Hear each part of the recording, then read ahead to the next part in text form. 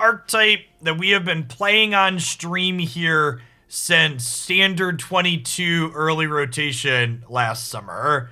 Try and try and try. We are going to make this archetype work, damn it. And Wizards of the Coast, they gave us some boosties to try and make this archetype work. A-Cloister Gargoyle is now a 2-mana 0/3 when it was previously a 3-mana 0/4. Precipitous Drop here now only costs 2 mana. Triumphant Adventurer is now a 2/1. And A-Ellywick now ults at 6 instead of 4. So this is technically a side grade because it lost a stat but gained a stat. This is a strict upgrade on all of these three, and just the curve looking nicer is so much better. So let's go ahead and pop on into some matches with this and see if this feels like it has what it takes to be competitive here, or if it's just gonna be outground. The big question for this venture deck in my mind is, you know, we played that Abzan deck before this and we queued up into a lot of other black-white based decks, is can this shell outgrind this black-white grindy core that's been going around?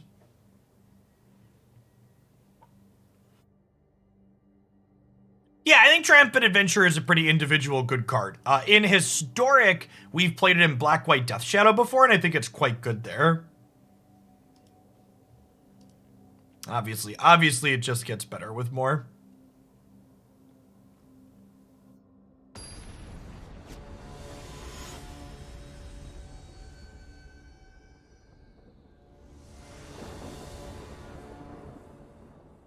Matt T, thanks for the 31 months. Welcome back. It's my favorite dungeon. I mean, the Pan Delver is the dungeon you go into first most of the time. It's the correct one to start with. Usually want to do one of the... A number of our cards gain benefits if you've completed a dungeon. So it's usually beneficial to start a dungeon that you can finish quickly to begin with. I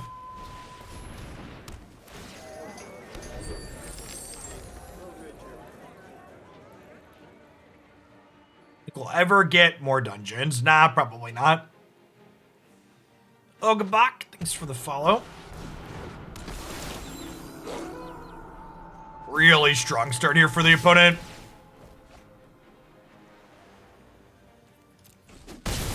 Being on the play is correct. It's very broken ship.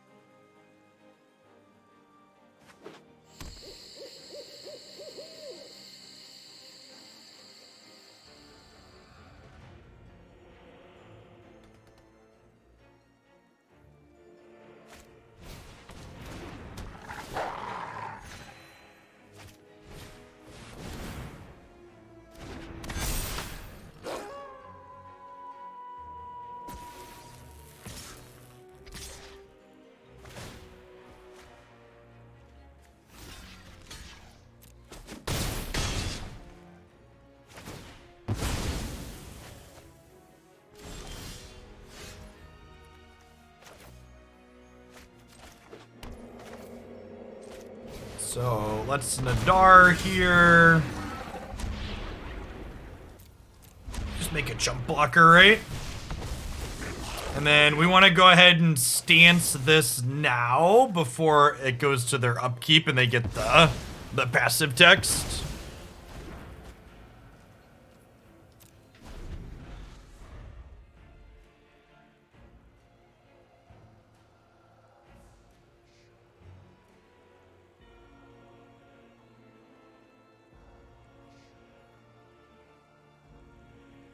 We are literally going to play Standard after this, didn't she? I put polls on both Twitter and YouTube, and there was passing interest in it, so I'll poke it and see what it's like.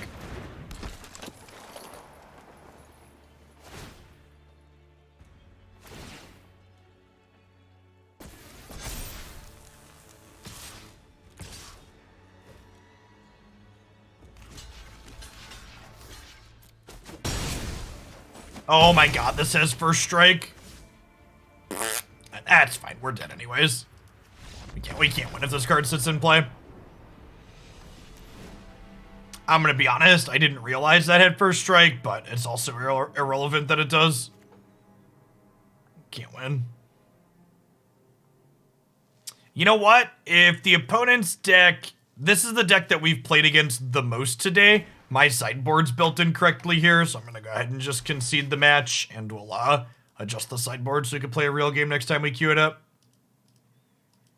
I think we want power. Having a bunch of power word kills seems very important. Want like 3 of those on the board. We've not played against any white aggro.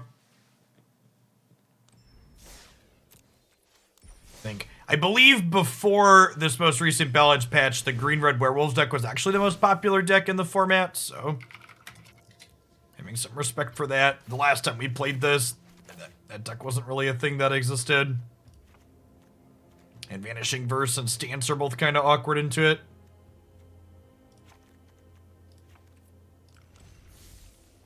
I mean, power word kill's not exactly bad in the white aggro matchup. So trading a card that's a little bit better there but narrow in application for a card that's similarly good there and wider in application is just good deck building.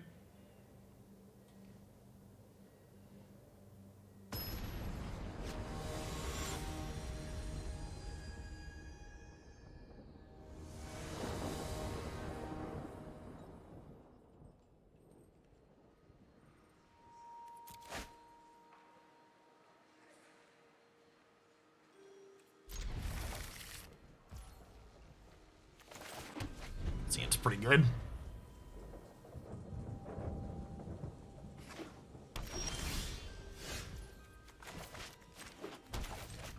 On average, we don't really want to be sacrificing the extra things that we're making, so I don't think Ray of Oblivion is particularly good in this deck. That's why I'm not playing it. Yeah, duress these. Get out of here. Imagine playing this card in your main deck when you could be playing Break Expectations. Those of you taking notes at home, you should make sure to note that we very skillfully left A-Ellywick on top of our deck there. It was a tactical decision to avoid the duress.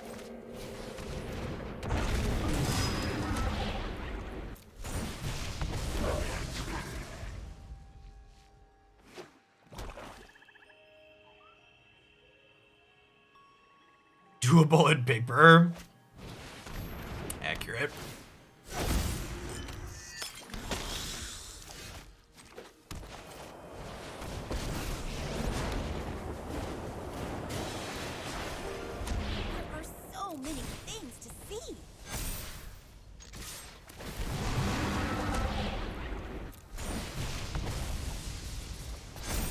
Alright, I think at this point I'm heading into the Mad Mage. Because their deck's controlling, and I think we're likely to see this game go long. We'll have time to venture all the way through this before this game ends.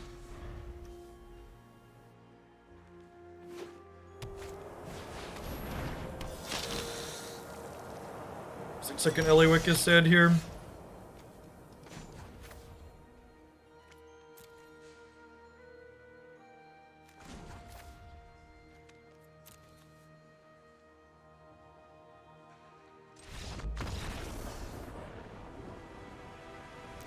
I accept. I accept. Alright, deal. Don't look a gift horse in the mouth, shit.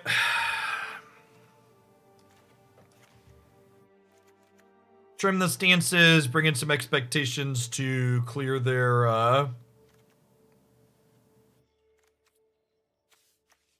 want some removal here? I mean, you don't know how bad their hand was. We had a good amount of pressure in play. If their hand was a whole lot of nothing, they were probably dead.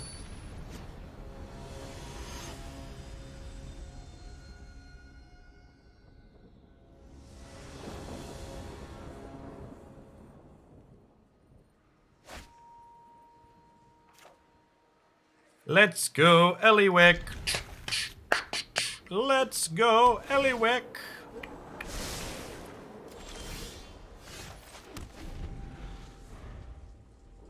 be okay to replace them with liches. I would probably recommend replacing them with another generically good creature. Briarbridge Tracker, if you have Briarbridge Tracker. Also, why do you own Acerix but not Graveyard Trespassers? Aceric is, like, really mediocre. Like, really mediocre.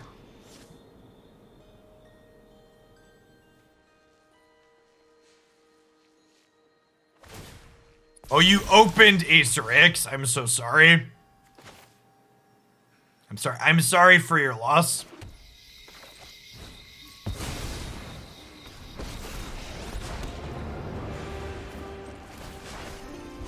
Who's ready for adventure? Wife's W2 came in and you finished your taxes. I believe I just forwarded Christy my 5th 1099 that I've gotten, and I'm still waiting on 1 or 2 more. That is one of the downsides of the job that I have.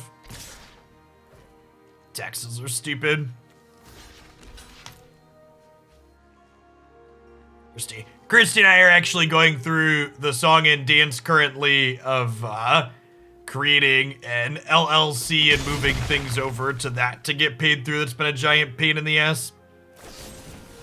But it's going to end up saving me money on taxes every year, and I probably should have done it sooner.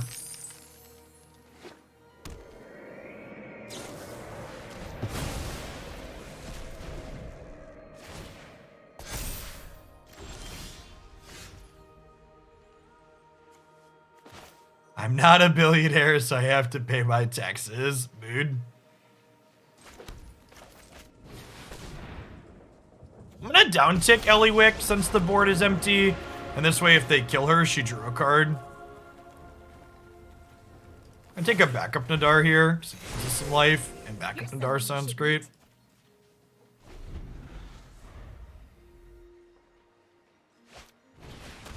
I am in fact now the proud owner of Hooglandia LLC, chat. It's a very serious business.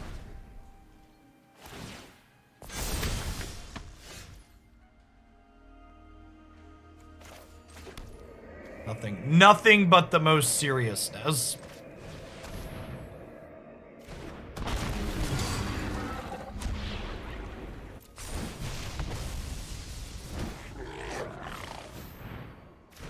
For people who live in other countries that are wondering right now how American tax law could possibly be as asinine as it is and why it hasn't been made simpler at any point, the company's H&R Block and TurboTax, Intuit, I believe, spend an incredible amount of money lobbying every year to make sure that their software is not made irrelevant. Intuit, whatever it's called.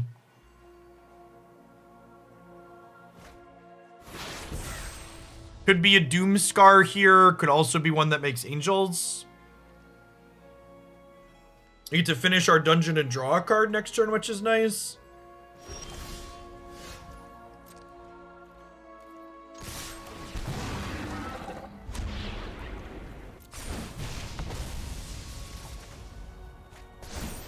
Yeah, Cloistered Gargoyle is what I like to refer to as a side grade.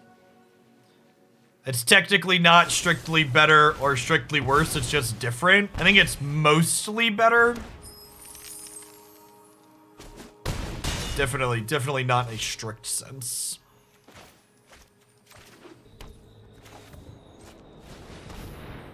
I'm not gonna play out this other Tangled Florahedron, since there's a chance that this thing here is a Doomscar. We could just be getting swept next turn.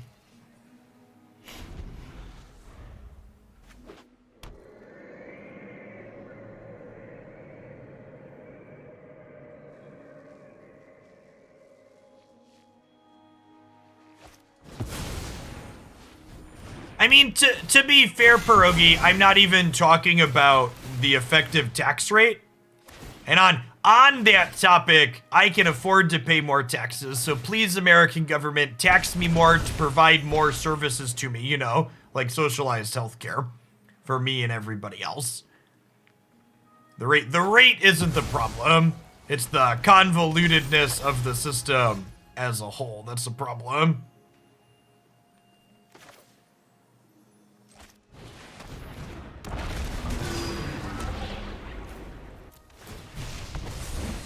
Super. Thanks for the follow. I'm actually gonna play this tap, so this way if they kill Nadaar, we can play Nadaar and A-Ellywick next turn.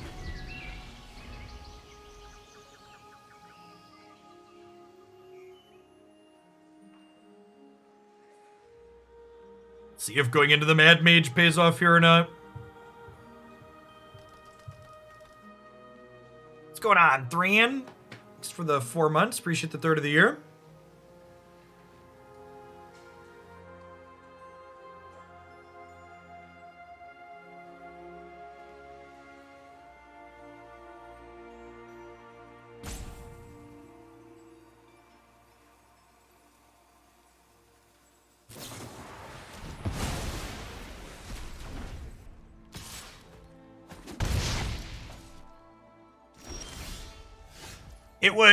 It would cost me about $30,000 per year to provide health insurance if my wife's company didn't provide it for our family. So my effective tax rate would have to go up by like 15 or more % with the addition of that, which it realistically wouldn't. So, yeah. Dean Suffy, thanks for the 11 months. Welcome back.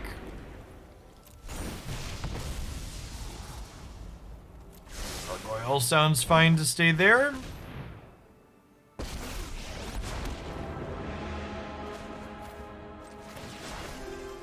Come on, hurry up, let's go.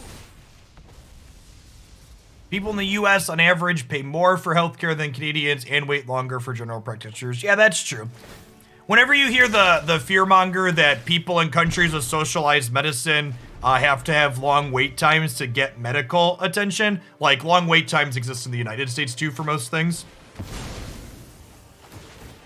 What's the tax rate percentage in the US? My effective tax rate most years, I believe, is somewhere between 29 and 30%. Somewhere around there.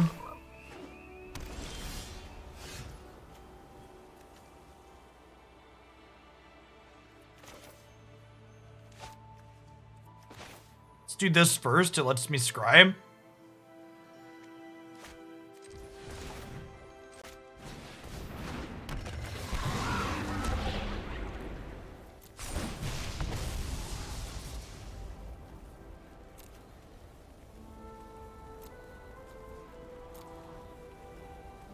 Yeah, I'm super into Inquisitor Captain here. In fact, if I Captain, I can then attack with this, use Runestone Caverns to flip over the top 2 and cast this, right?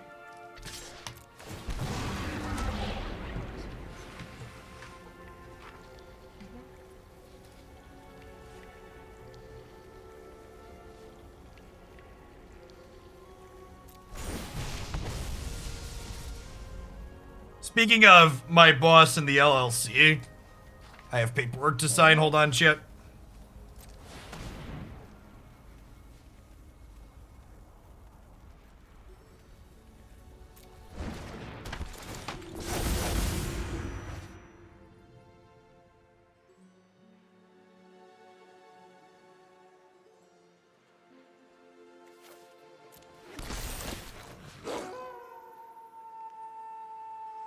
Exile. Oh, they have a Right of Oblivion in there. Yeah, let's get rid of that.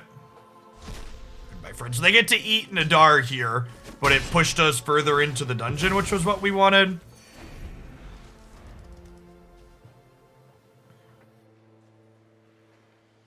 I am sleeping with my boss. How do you think I got this cushy gig, chat?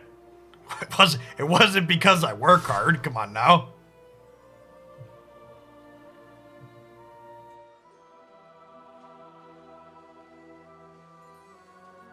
This is a Doomscar, huh?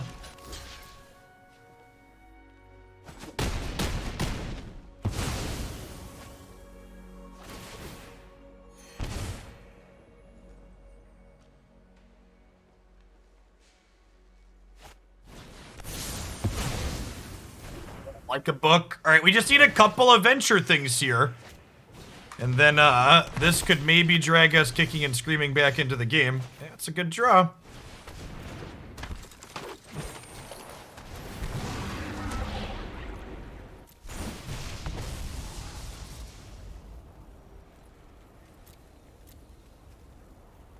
I think I'm bottoming Trespasser here.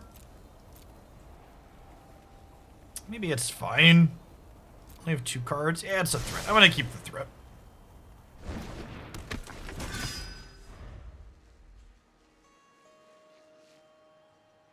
It's 11 months, Dean, by the way. Welcome back. That's a wolf. How nice, little thing. Aren't I the generous one?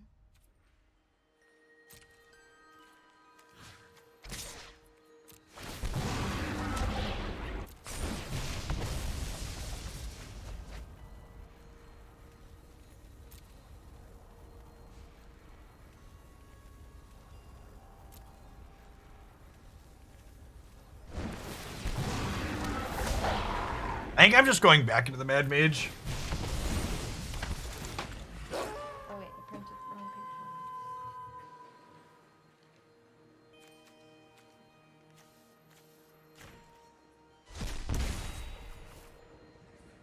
page. Yeah, the gas is gonna kill the adventurer here, unfortunately, but it is what it is. Wait, what?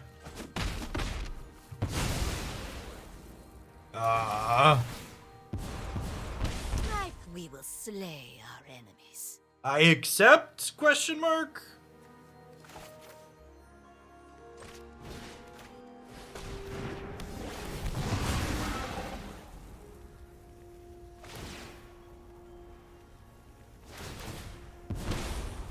My will cannot be denied.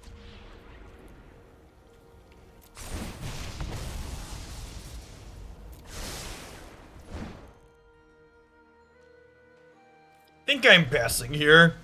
I already triggered this, and this is once per turn.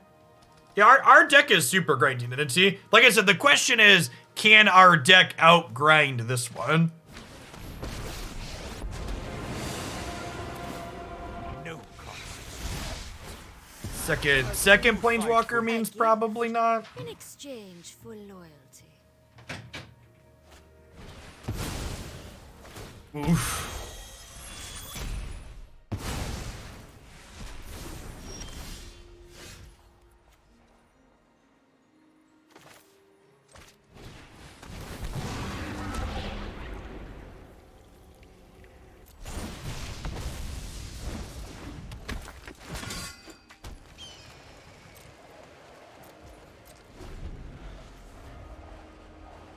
Okay, so if we get to attack with the adventurer, My children will take I guess we're probably gonna write something here, right? So I probably can't count on getting 2 ventures next turn.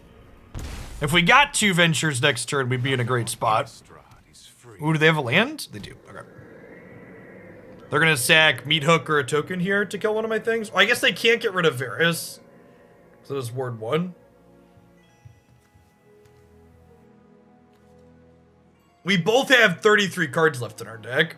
I think Omnath became more playable after today. I don't know. We're going to find out tomorrow, though. I've got to build around Omnath deck submission. That's probably going to be bad.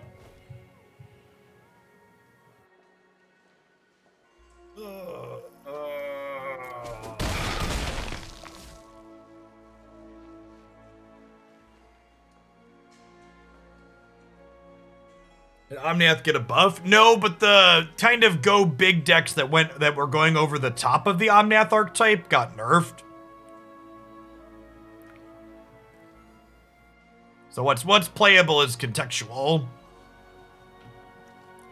We really want something on top of our deck that can venture.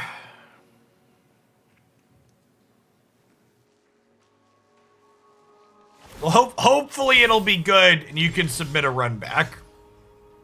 Wow. That's huge.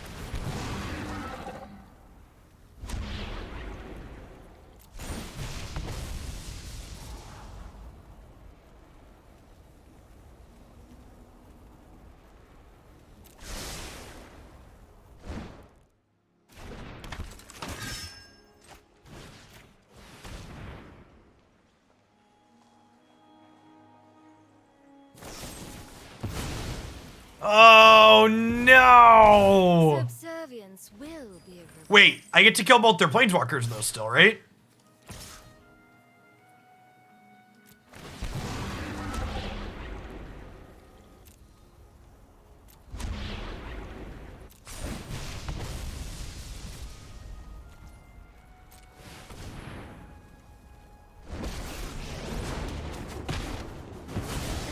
A setback.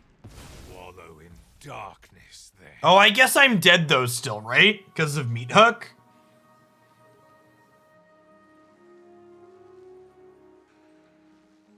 Because even I was thinking A-Ellywick gains me 3. No, wait, A-Ellywick gains me 3. So I can gain it. I need to find a legend with her.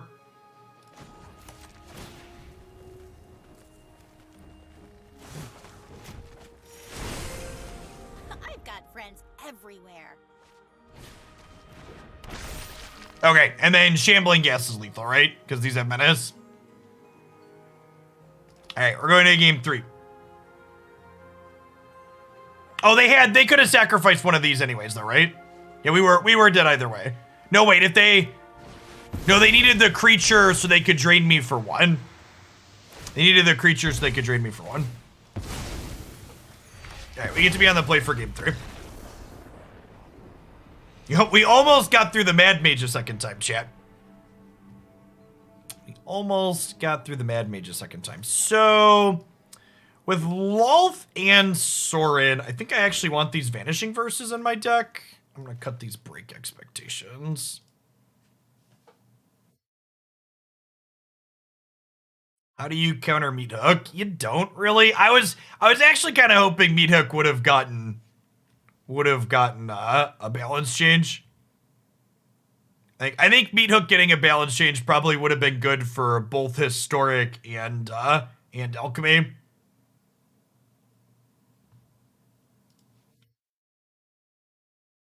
Yeah, this deck's excellent. The venture mechanic provides you with a lot of decisions that feel impactful.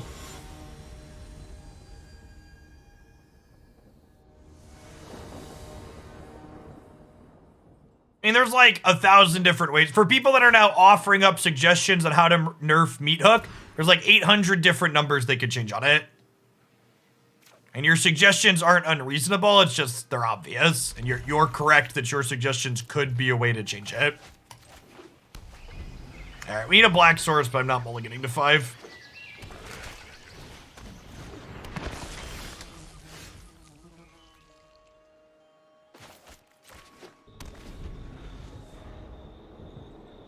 What I change about Meat Hook? Pick something. It should probably be less powerful. I'd probably just leave the mana cost the same and take the drain off of it. Let it gain you life and be a control tool. Don't let it be a card that kills your opponent. Or do like Sanguine. Take one of the life modes off of it. Yeah, you can make it trigger once per turn too. Like I said, there's so many different changes you could make. Pick. That's a good way to put it. Pick a sentence and delete it. Which sentence? I don't care. Dealer's choice.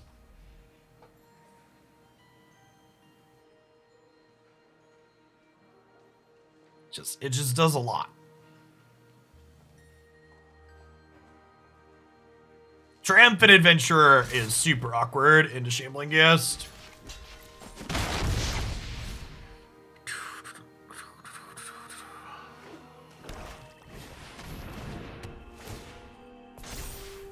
To people that are saying you should make it cost double X, that's probably a good way to make it unplayable.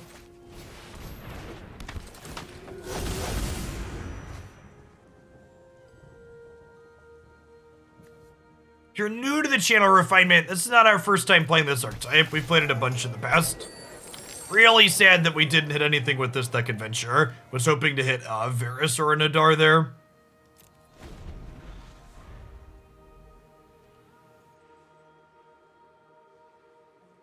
Hopefully the Innkeeper will get them to sacrifice the gas so we can safely play out. Yeah, now we can safely play out Adventurers. So, in a roundabout ways, the Inquisitor Captain was useful here.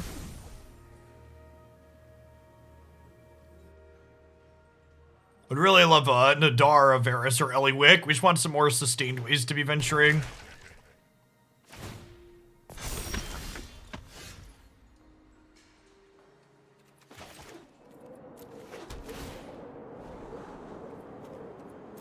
This is actually an excellent draw, because it lets us get rid of the Ray of Oblivion. But with the right, honestly, this might have been better than the other ones I was asking for there. Incidental Graveyard Hate is really strong on this format. This is a card that, like, it looks kind of out of place if you're being a slave to your theme, but just like an incidental good card. Did I wake up in a parallel universe the new Jin Cataxis is good, or why are people calling for its ban? Water, wet, grass, green, magic players upset about cards they haven't played any games with. It's good to know all is right in the world.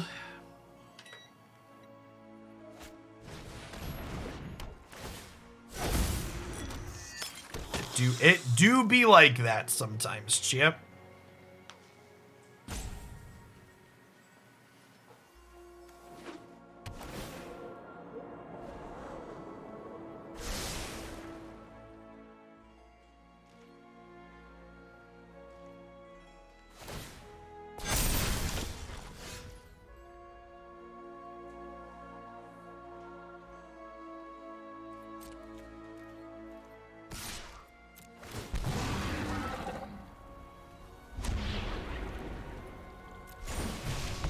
Good pickup.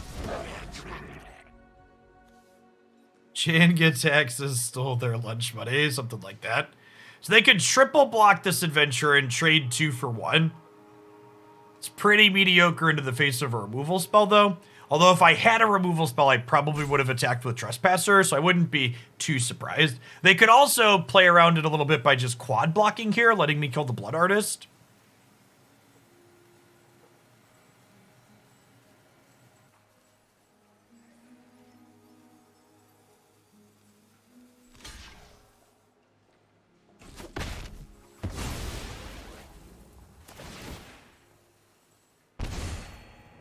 I mean, if you're playing kitchen table Magic and you have negative feelings towards a card, just don't play with people in your playgroup that want to play it.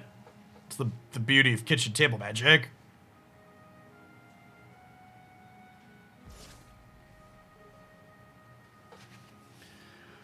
I'm going to play this Varis out. They're going to play a Hook Massacre, and I'm going to go to the top right and finish playing the match.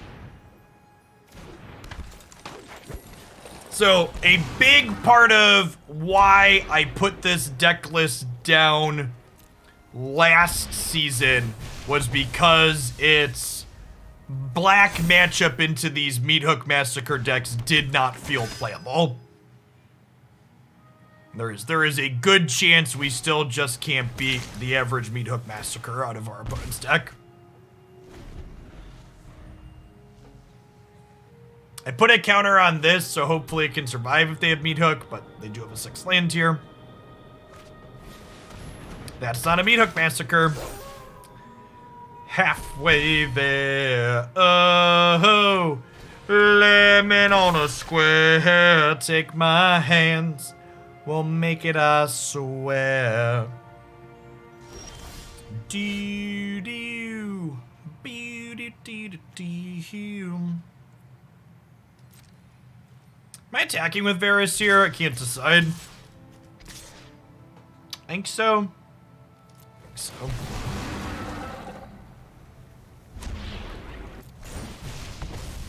And then again, we're in a position here where we don't have that much pressure in play. So this game's likely to go a little bit long, so we're going to head back on into the Mad Mage here.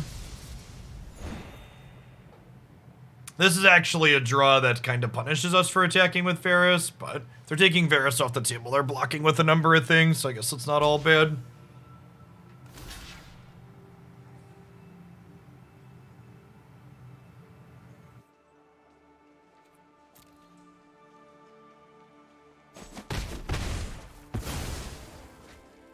So we're going to lose 4-5 life from this Blood Artist. What's going on, Wumbo? Thanks for the 29 months.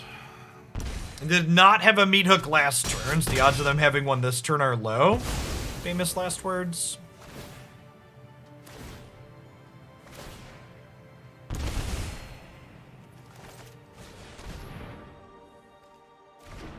Do this now so we can scry one.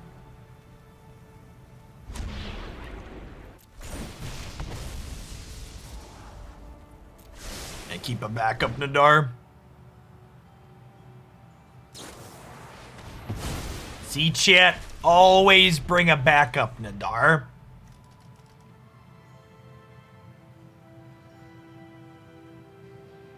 The Meat Hook Massacre matchup feels hard still, Salami.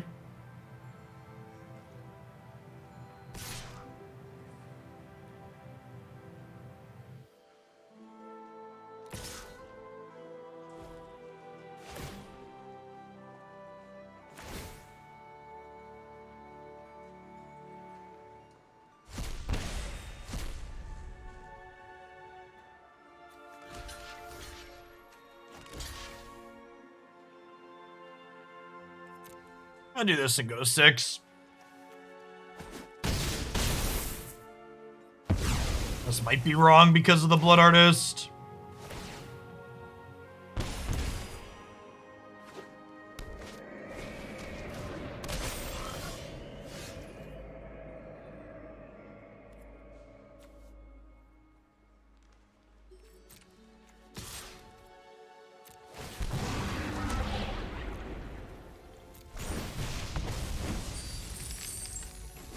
What is a bigger finisher that beats the Meat Hook deck? Can you explain?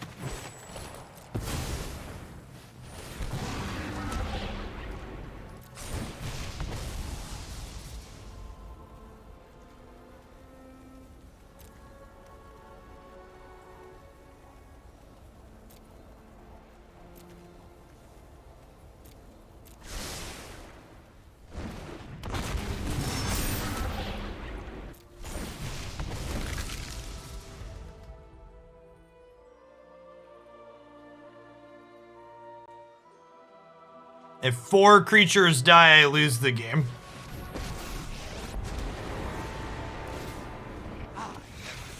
I think it's gonna be another A-Ellywick downtick hope to hit a legendary creature angle.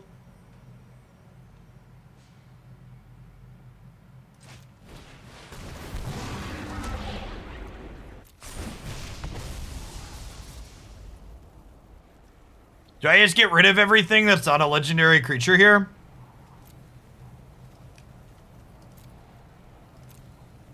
Oh, I guess drop kills the Blood Artist.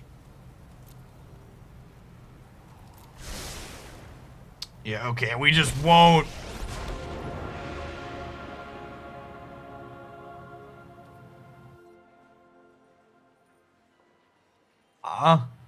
So I'm gonna draw 3 off of the mad whatever here.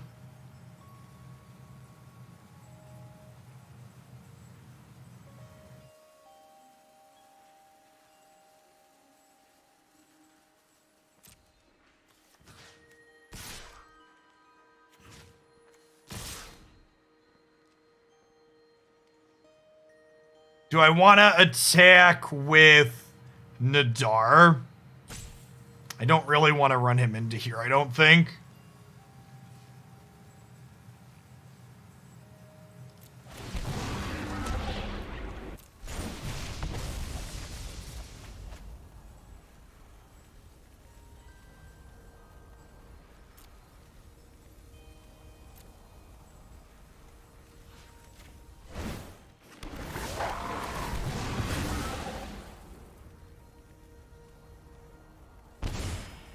Now, I think I want to save the verse because it's more flexible.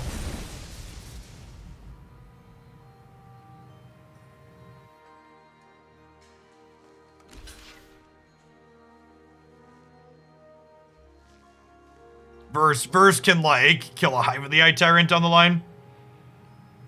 Hey, Stein, thanks for the entire year. Welcome back. Appreciate the support.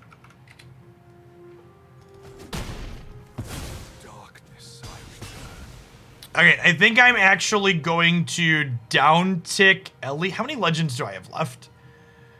1, 2, 3, 4, 5. So there's 3. And I bottomed 3 cards. There's 41. So I have 3 and 38, and I have 6 looks. Hold on. I'm going to use my timeout to use the Hypergeo here. No, this is only a creature, right? Yeah.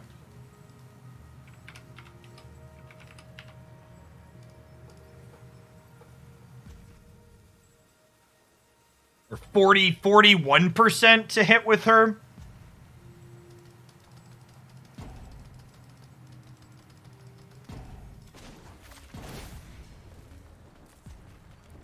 Nailed it. So if you hit a legendary with her, you gain 3 life. That's the math we were doing.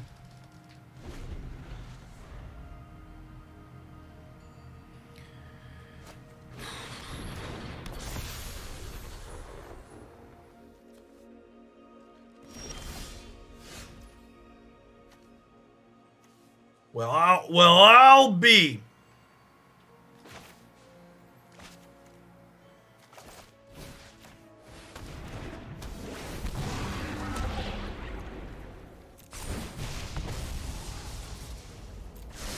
I'll take it back up, Ellywick. I just love a good quest.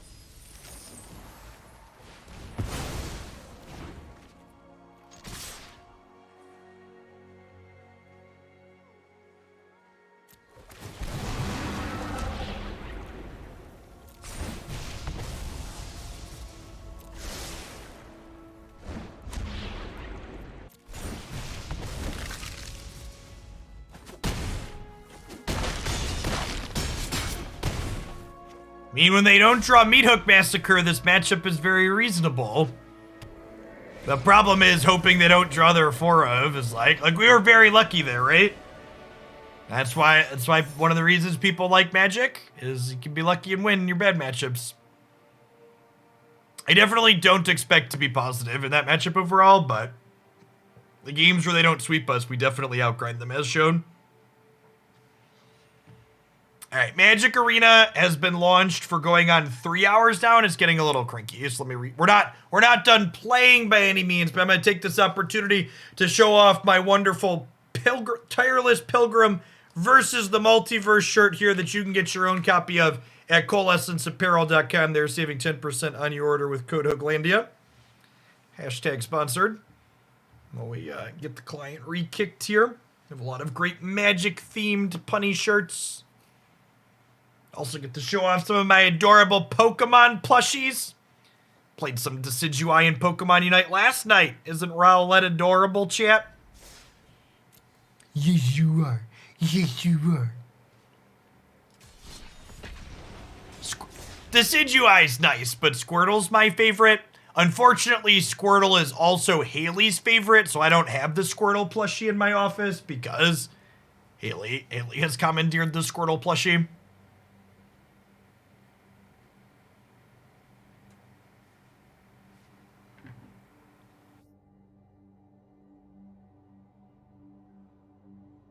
Haley is Rowlett is the best starter in that generation. I do not have strong opinions on Zoomer Pokemon starters.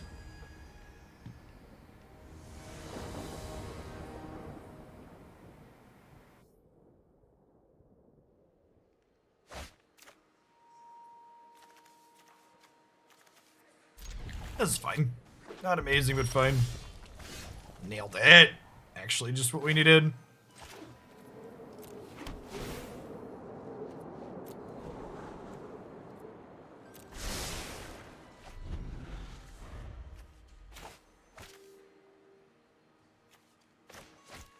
Egdom's Awakening. So Egdom's Awakening has some tension with our 3-drop that we play that exiles a creature, but it might be fine. I don't know. A triple black card's also kind of hard to cast if you look at our mana base.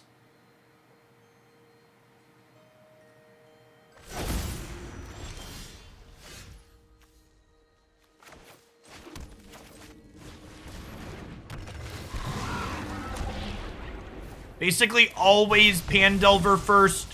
You want to just get a dungeon completed ASAP.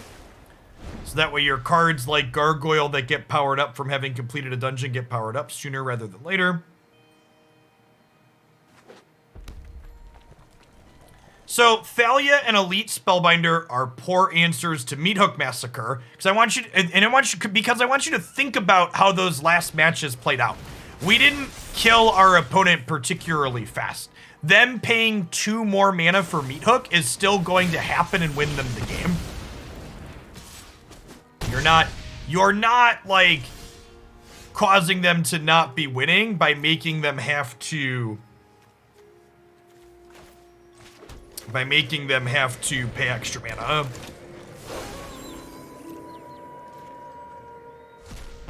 You're still gonna die. Yes. Yeah, if we were an aggressive deck looking to race a Meat Hook, cards that make it more expensive would have more value, but we're not that. We're a mid-range deck that's more in the controlling grindy aspect of things.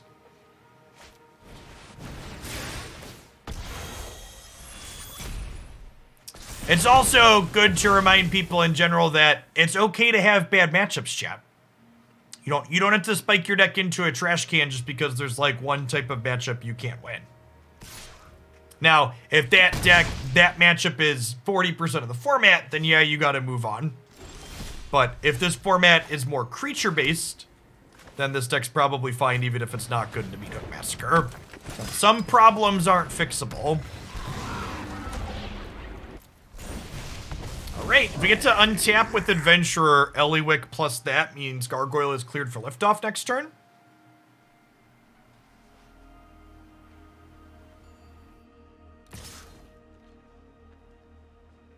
I'm not gonna block here with the Gargoyle. Maybe I am, actually. Nah, because if they cast any one spell, the Prowess will kill this, right?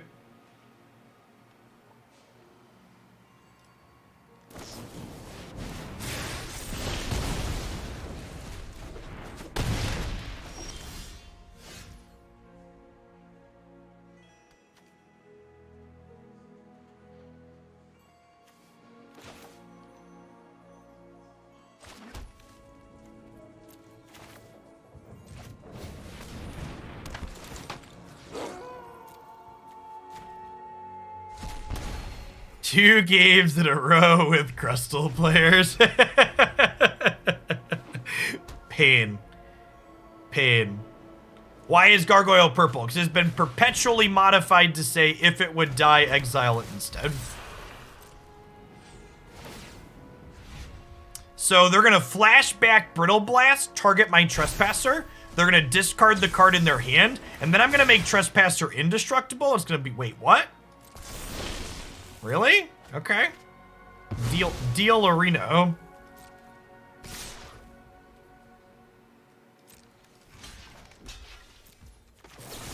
We can still turn this into a removal spell here.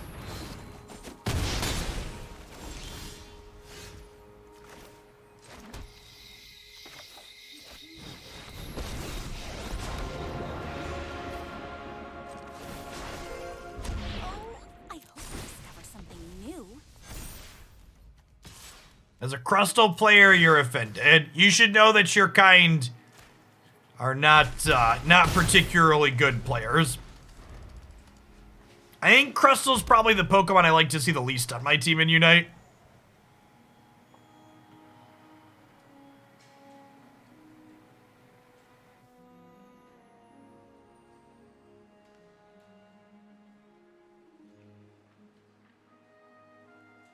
T4-E, thanks for the follow. Good morning. Good afternoon, whatever time of day it is. It's been a while since we played Magic this late into the day. It's nice to have formats worth playing again. Listen, pal, I'm with the Gatewatch. This is a The tree isn't good, but the tree at least provides some crowd control. Crustal just, like, actually does nothing. It does not serve any purpose.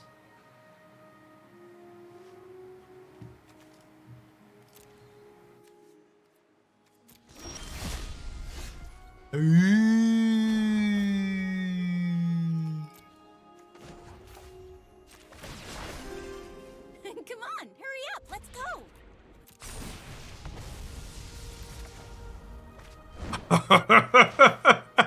Oh, oh, baby. Oh, baby.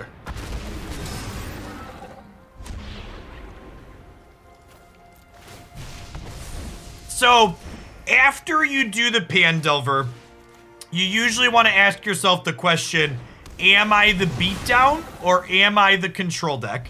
And in this particular case, I think we're the control deck. So I'm going into the Dungeon of the Mad Mage. Occasionally, you'll be the beatdown and Tomb of Annihilation is the right choice, but usually it's Pandelver and the Mad Mage.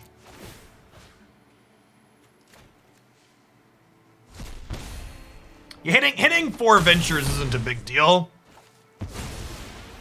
Wow, not even a gift bag.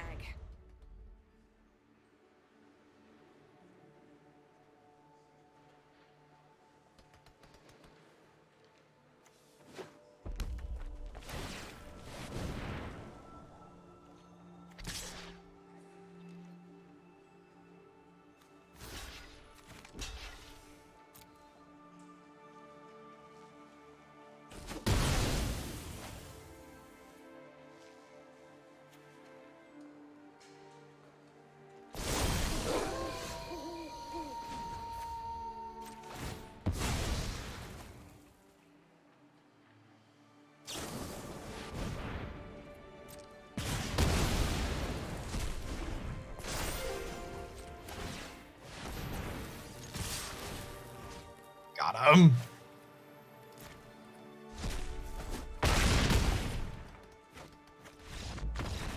We will put open signups for the upcoming Hooglandia Open probably 2 weeks before the event is my loose plan.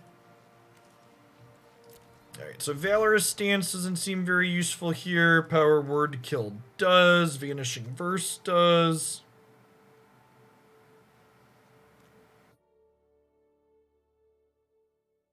Alright, we want to cut Inquisitor Captains. A little on the slow end.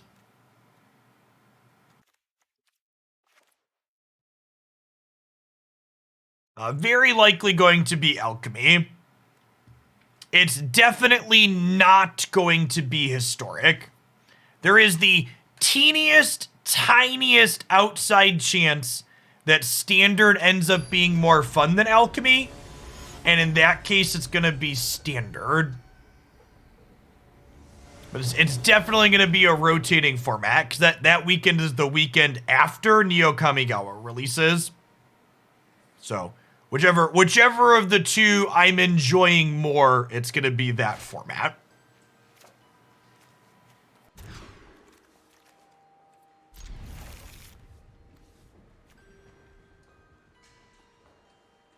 This is actually a bottom the Adventurer, keep the double removal Trespasser.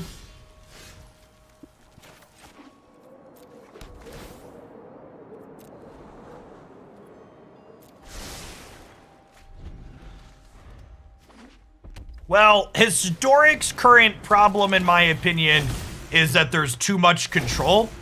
So I don't think putting a potentially powerful Planeswalker for control decks into the format is likely to help.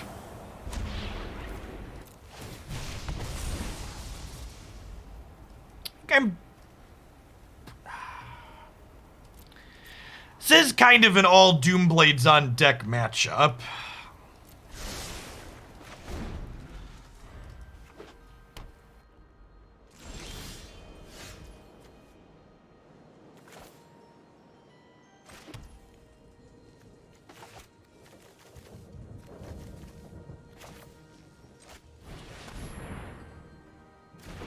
Might be right to save this for post Varis, but I also just don't want to, like, not use my mana this turn.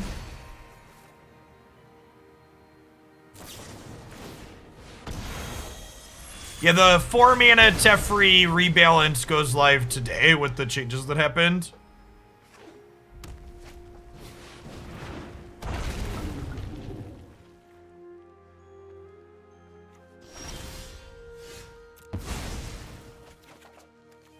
Oh, wait. I definitely wanted to keep my land there, but I misclicked. Been live for 5 hours. Feels magic, man.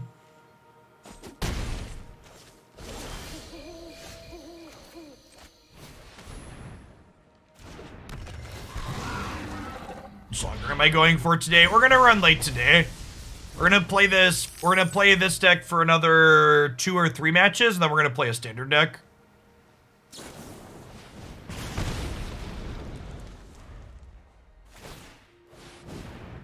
Growth Spiral into Teferi. Vomit.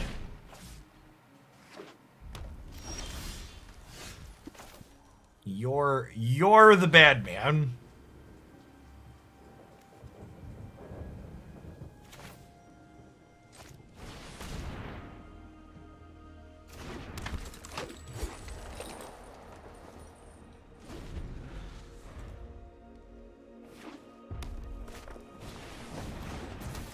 Concealing Curtains is a card for the control matchup.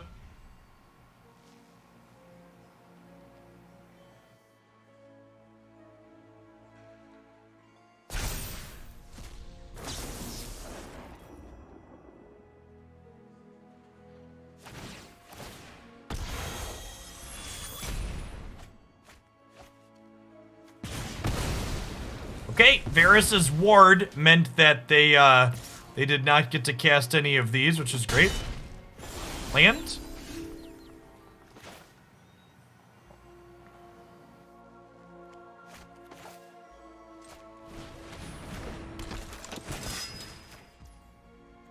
Shrink this down.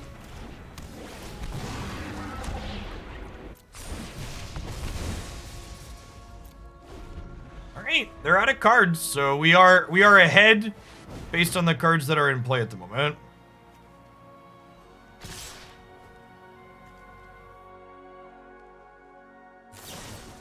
Major spell, rats.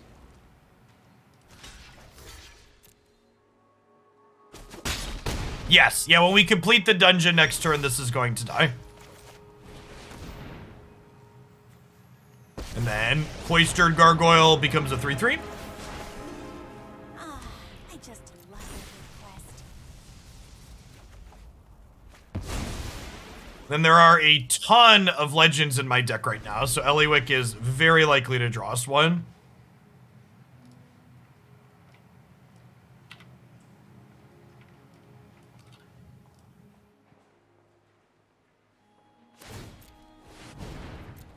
Seven in 45 cards, so we're 66% here. Pretty happy to trade. Yeah, Nadaar is definitely the best around. No one's ever gonna bring him down. Here's someone you should meet.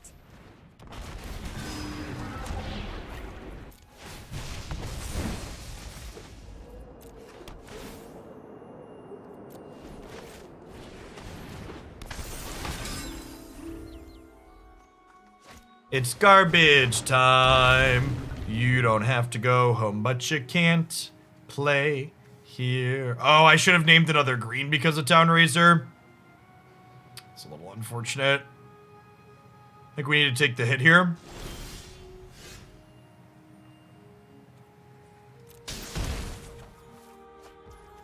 Yep, there's a Varis. Okay.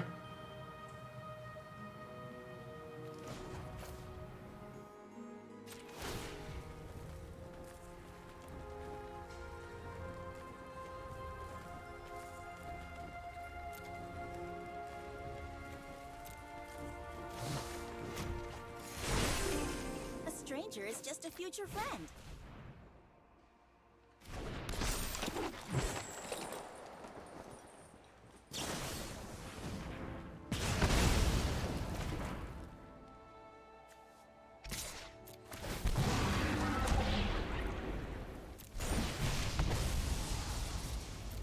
Perfect.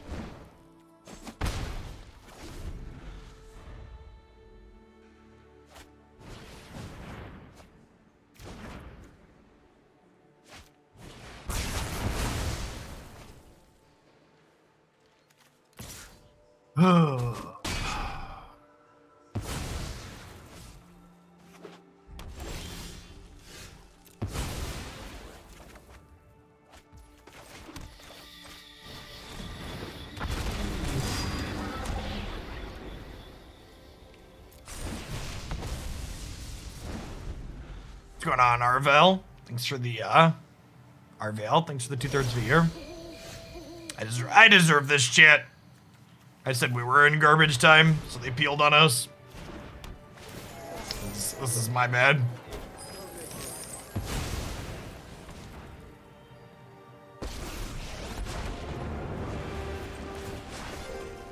Who's ready for adventure? Still ahead here a little bit, but Sweeper into, Townraiser into Sweeper is quite a good one, too. Back up Nadaar.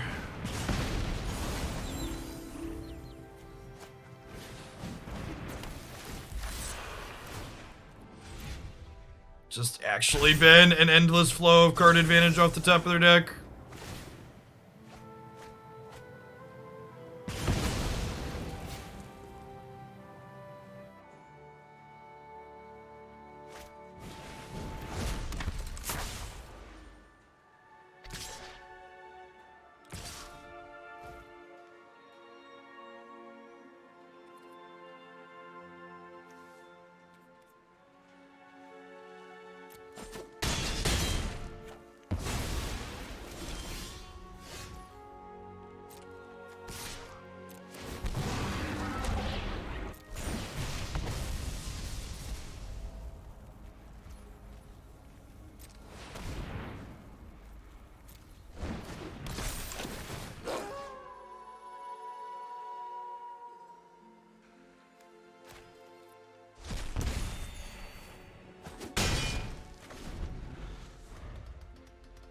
Draw land, for the love of God.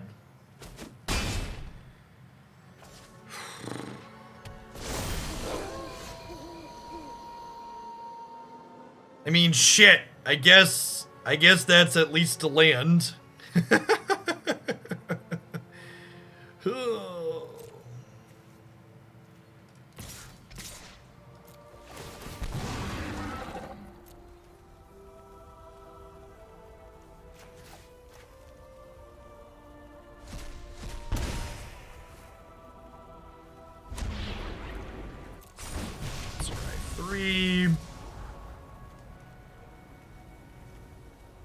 These are actually great.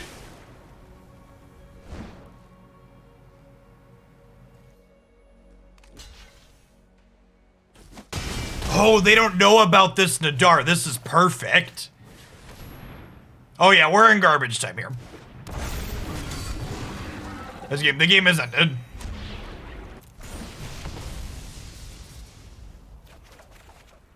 I was a little dicey for a second in the middle there, chat. But,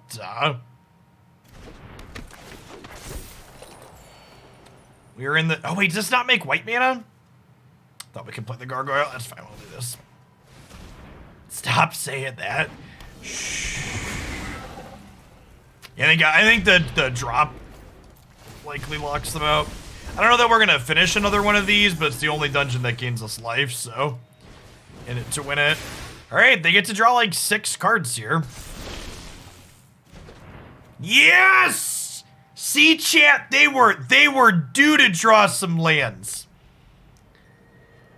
They drew like all spells for like 12 turns in a row.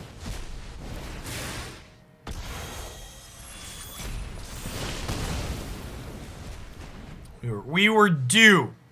Our cumulative variance says we were owed.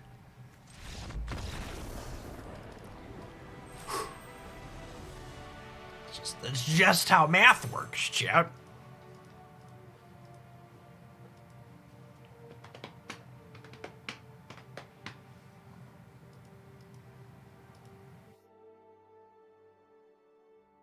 So long, farewell, I'll see you and good day.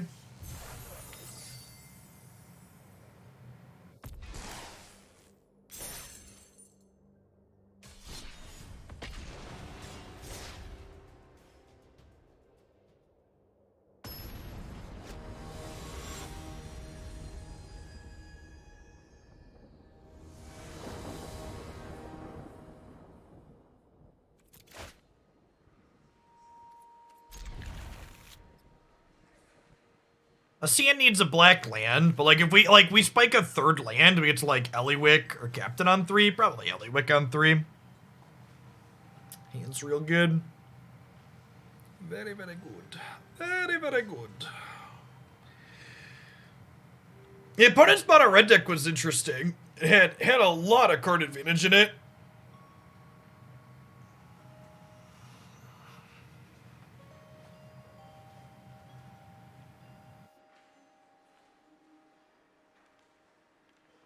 I've been playing Magic the Gathering for 3.5 hours. I don't feel like turning off the stream or playing a different game. So that's a good start.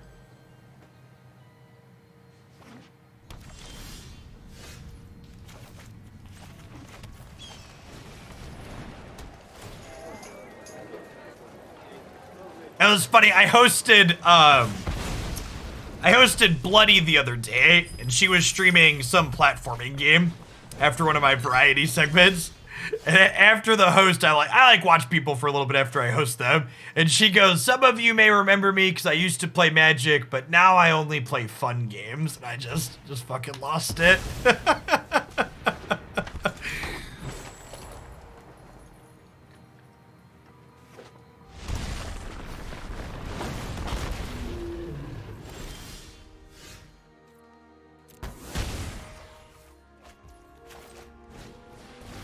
Speaking of fun games, are we having fun yet, chat? I'm having fun. Is it good for you? Okay, so I'm gonna get a treasure token when this comes into play.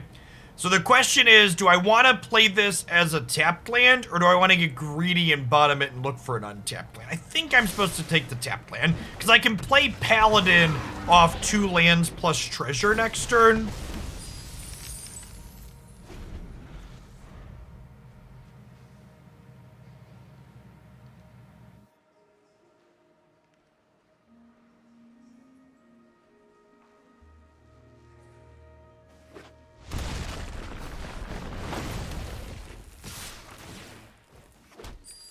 This is really unfair. Reddit promised me that cards being nerfed was the same as them being banned. So I don't understand why my opponent is playing Goldspan Dragon still. Can someone please let my opponent know that their card has effectively been banned and they need to stop playing it? It would really help me out.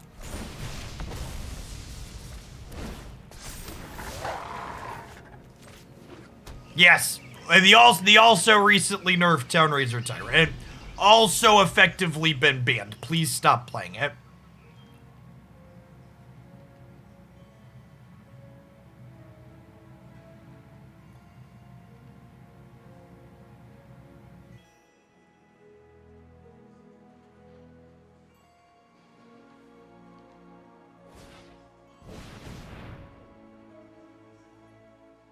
We're probably dead here, because this Townraiser Tyrant is just gonna do like 10 points of damage off of this land.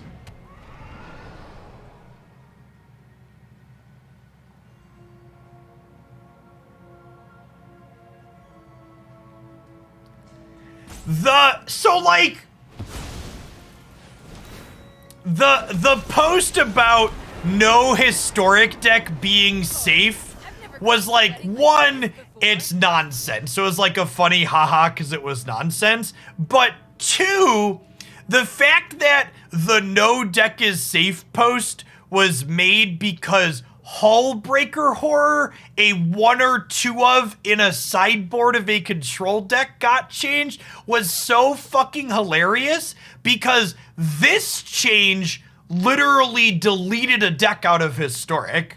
If you really wanted to complain about the alchemy balance changes and decks not being safe, like the Bant Inquisitor Captain deck was real in historic. Chat, the no deck is safe post had like 2,000 upvotes, I believe. Like you just can't even fathom the amount of people that I have blocked, ignored, muted over like shit alchemy takes. It's so nonsense. Yes, getting cards banned also means they're unsafe is true, yeah. Like, wizards should be better with their economy, but this idea that, like, you getting 4 fucking wild cards when they ban a card out of your deck and the rest of your deck is worthless is suddenly, like, it's okay, is, like, very silly.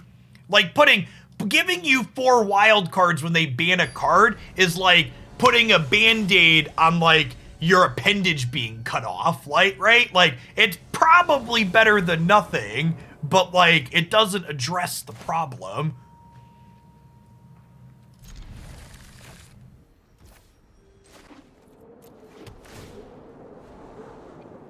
Definitely in for Vanishing Verse here.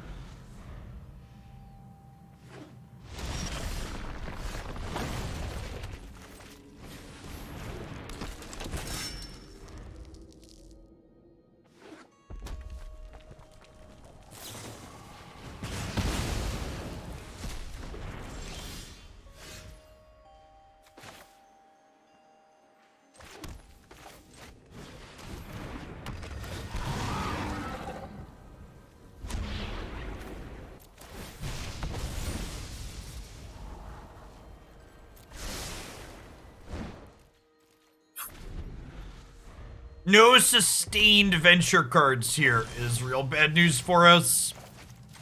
It's one of the key things we're looking for every time we get set up. A couple of gargoyles to start poking through, but really looking for a Nadaar, an Ellywick. Unfortunately, Adventurer got killed. We at least can kill their first couple of dragons. How's Venture bad? It's felt alright so far.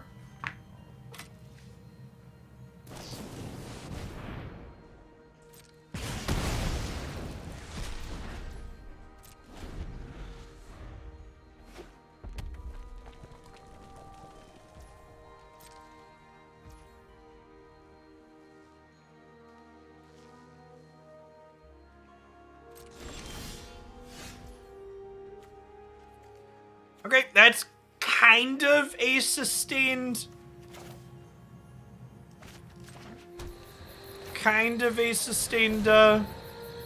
what's it called?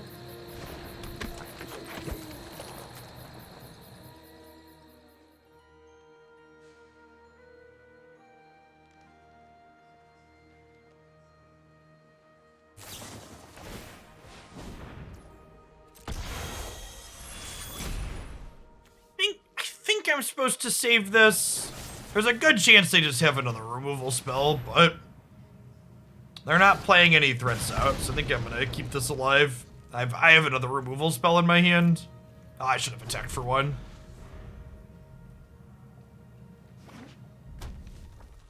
Yeah, that's the real biggest thing about Alchemy, Ditchery. Like, if you're someone that just, like, wants to play non-digital formats, like, Standard's still there, right? Like, Alchemy was this new additional thing that comes on top of Standard.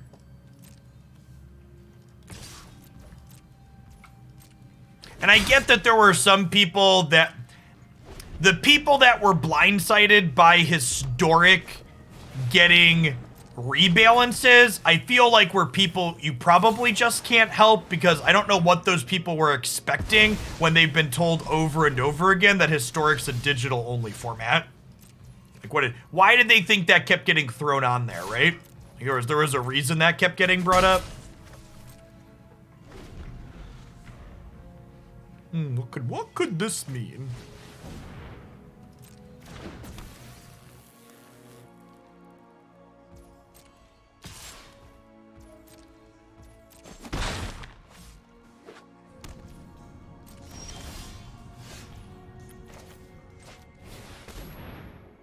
That's exciting.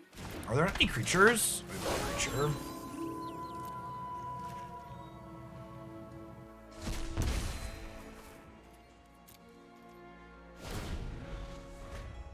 This might be a trade Trespasser for Den of the Bugbear angle. My opponent just copied Captain and stared at it, wondering why nothing happened. God bless.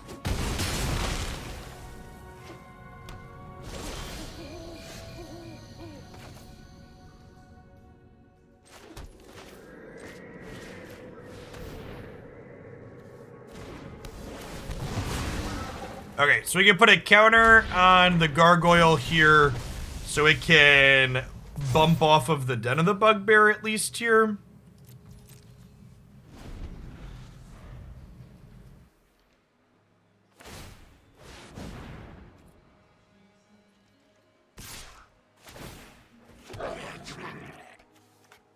Yeah, I think anybody that doesn't think they're not working towards Pioneer is very silly.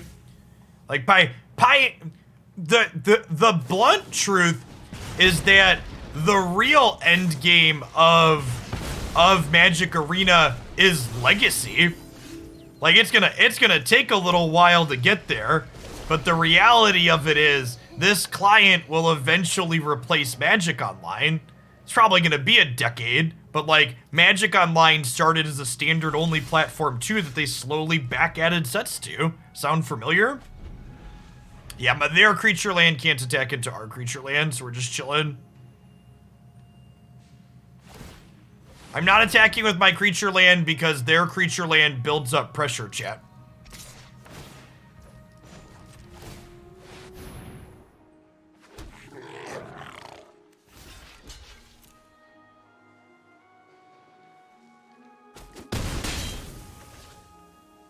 Also, fun fact, Magic the Gathering Online technically doesn't support Legacy. You cannot, the format that you play on Moto is different than what you would play with Paper Legacy in person. There are a number of cards that are legal in Legacy that don't exist on Magic Online. Same for Vintage.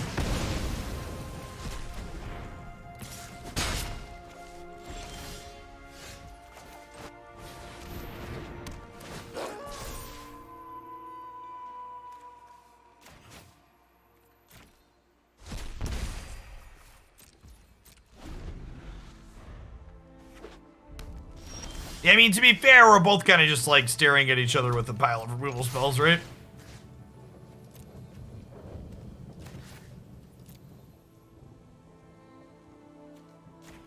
I'm gonna prioritize exiling their spells. I want them to flash back the least in case they have that that 2/2 that kicks.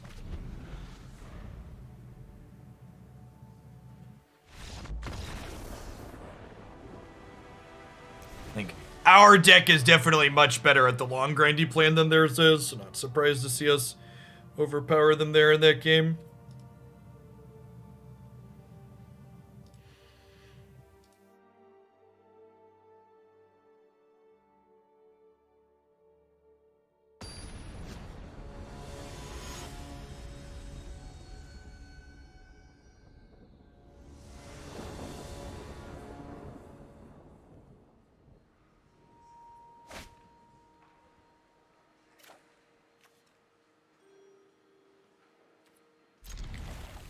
I believe in us. We're gonna draw White Source.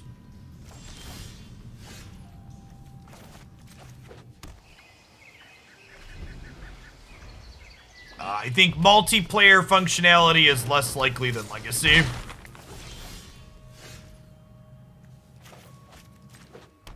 Alright, I'm gonna concede when they play Tunraiser Tyrant.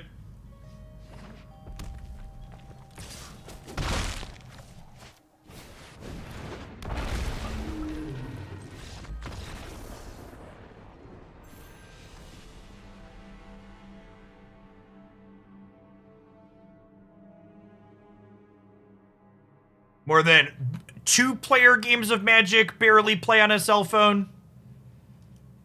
And I don't expect formats that can't play on Magic Arena Mobile to ever exist on this platform.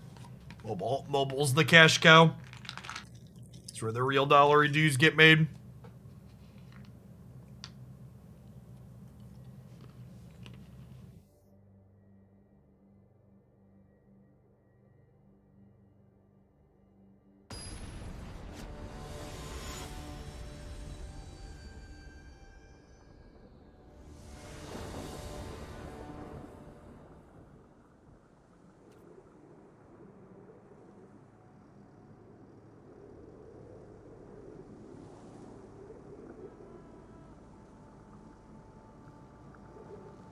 Is Magic Arena on mobile a reasonable experience? I would like to respond to your question with the screenshot. My buddy Mike posted this last night. with the text caption, I literally cannot see what I am blocking. There were 4 attackers to the left off the screen. I just kept tapping the left edge of my phone and hoping, ended up blocking the same thing twice.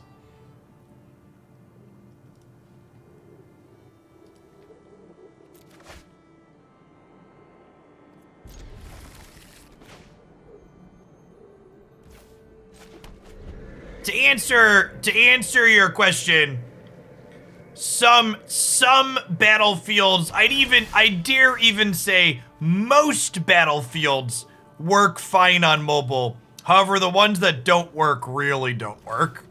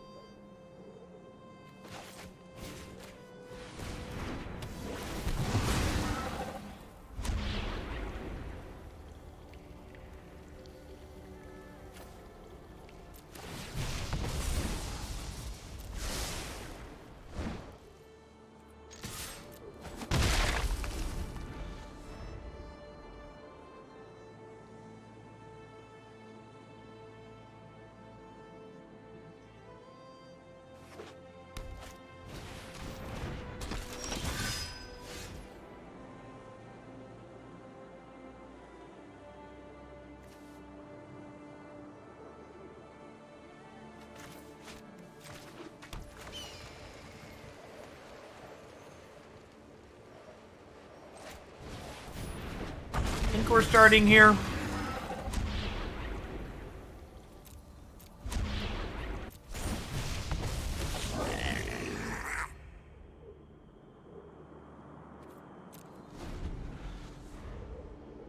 I should attack with the Innkeeper there because it's not blocking.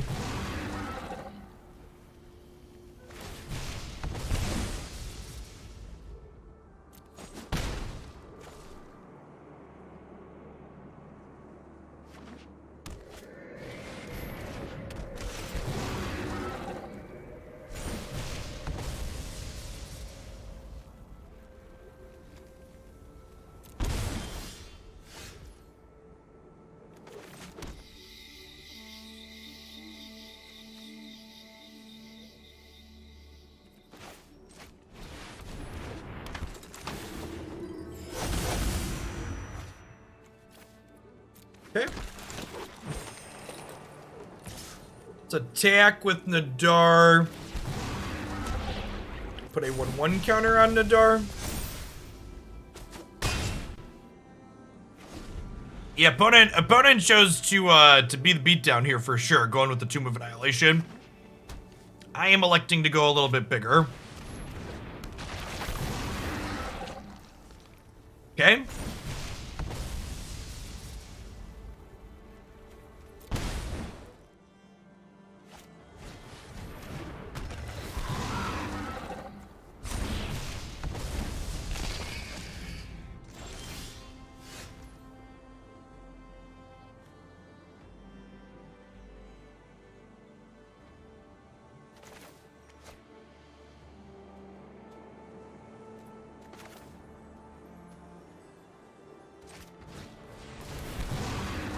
Here and see what we draw.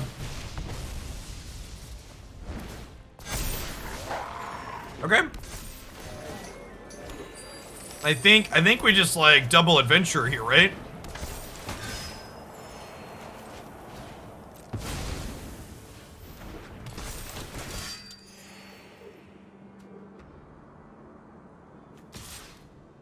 Pretty happy to trade this for their 4/4 here, I think.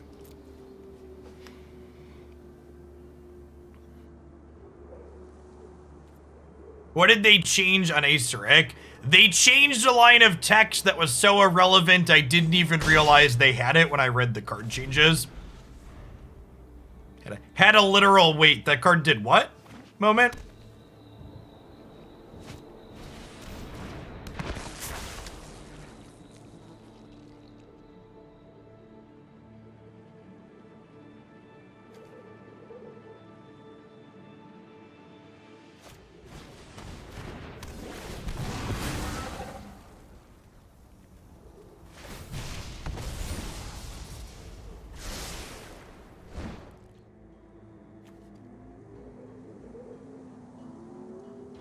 So Borrow-in can attack here. And bring back an adventurer.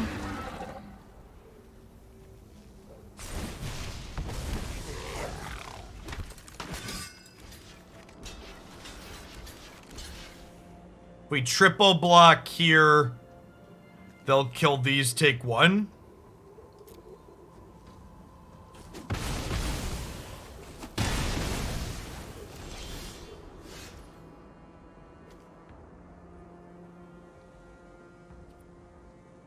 So if I attack with both of these,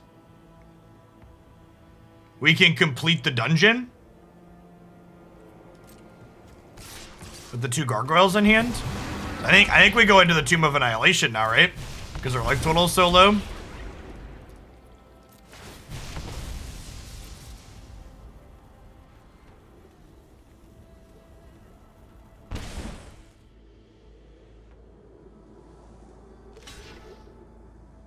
Pump a chump.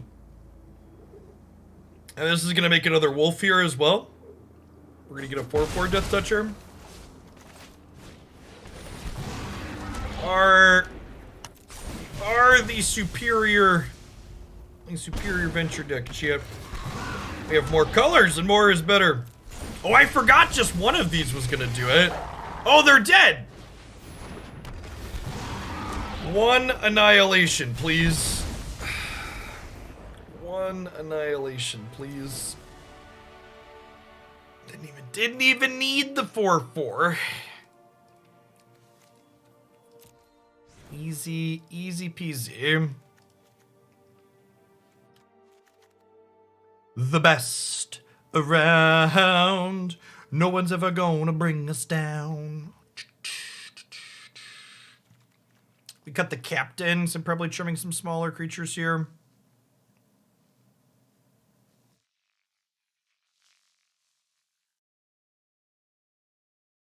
Maybe a couple of innkeepers out. Don't really need to be racing. I just want higher average card quality. We'll trim a Graveyard Trespasser. Yeah, I think Aceric's still pretty bad, yeah. And honestly, one of the biggest problems with Aceric is the fact that it encourages you to always go into the Annihilation dungeon first. And as someone who's played a ton of this archetype at this point, you basically always want to go into the Pandelver first. It's very rare that you're the beatdown when you're going into your first dungeon.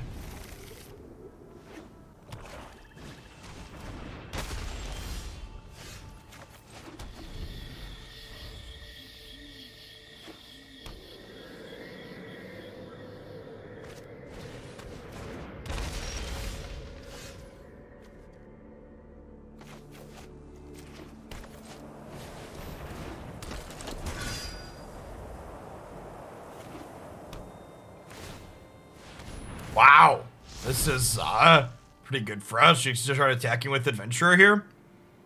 I assume we're gonna lose the Skyclave, but that's fine.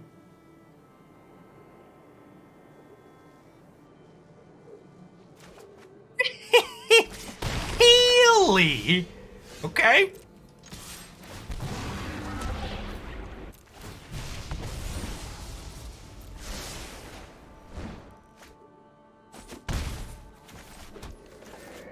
I'm gonna go ahead and actually get rid of the Revealing Eye that's already flipped over. Because if they want to, like, discard this out of my hand, spending their turn to do so again, I think that's a win for us. Because remember, this technically, like, it's technically lowering the quality of our card on average, but it's not a 1-for-1, right? Like, we draw a card after. So I don't really care if that's something they get to do.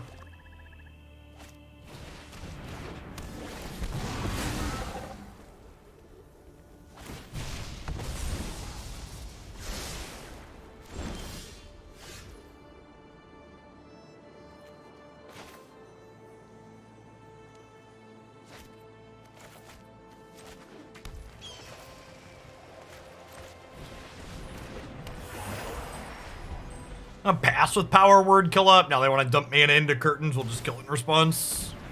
Waste their turn. Goodbye, friend. Transform this. Looking for a sustained venture source here.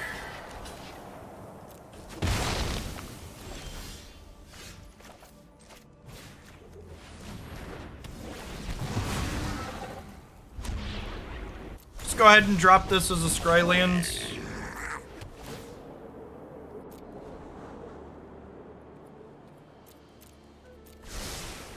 Varis counts.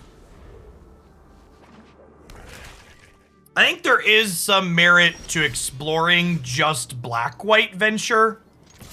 Because I do think having access to this land has some appeal. But I don't think Aestheric is something you want to be doing in that shell.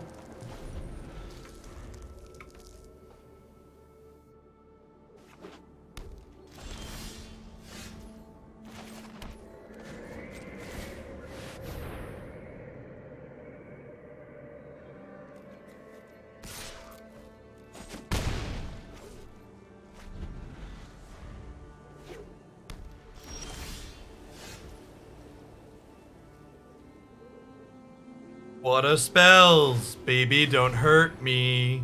Don't hurt me no more. Whoa, whoa, whoa. Hey, hey, hey.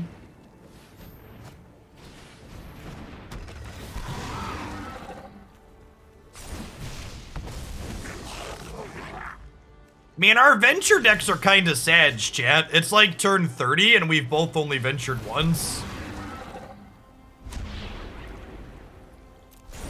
Oh, I should have put a counter on the Cave of the Frost Dragon.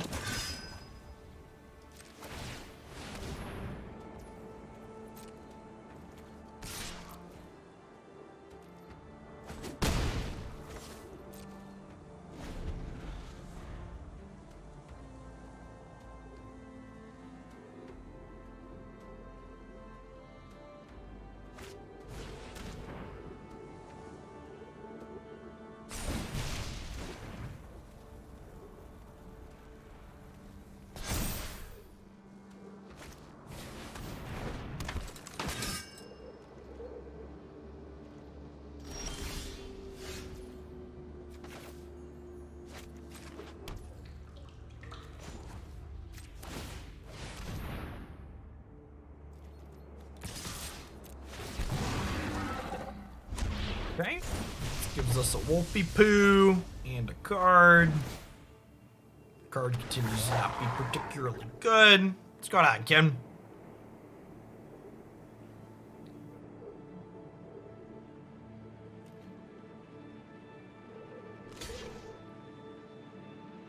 Thanks for the sub gift, Cody. Subscribing is the easy way to make sure there are not adverts on your channel. And with the beauty of Twitch Prime, you can do it. You can do it without spending your own money. Man, what a brutal series here. The block, the draw a card, the hit, the removal spell.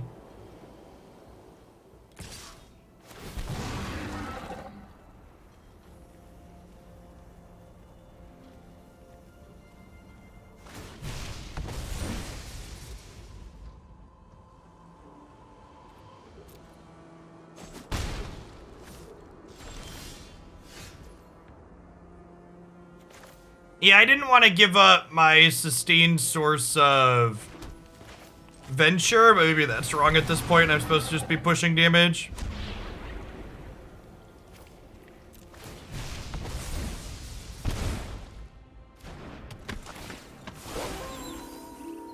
They're probably dead at this point, huh? We got a lot of drain here. I'm not actually sure if they're dead, but it's not my job to figure it out either.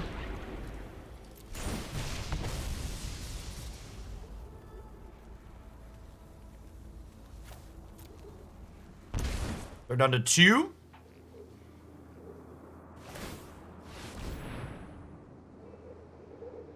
They get to eat my wolf, trade with my Varis, chump my Triumphant Adventurer, go to 1.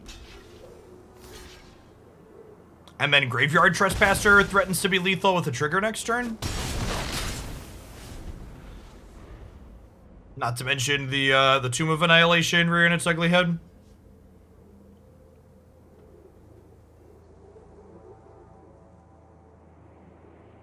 We have established our dominance as the superior internet. Yep. Abzan beats Black White 2-0. Here we are, the Dungeon Master. All right, let's do one more with this, and then we'll shift gears over to a standard deck to wrap things up.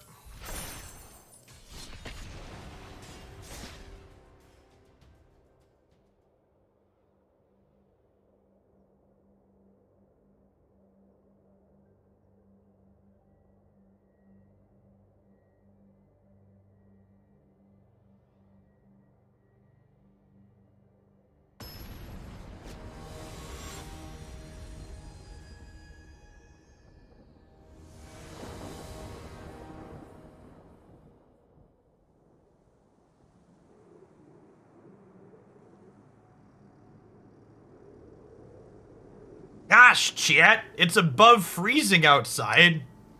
What's going on? Is it still January in the Midwest?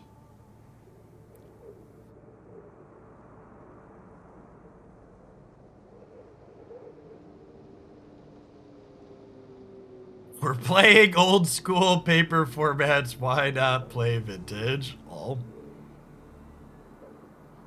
My front door thermometer says 39 degrees. Might be lower than the feels like might be lower than that though with wind chill.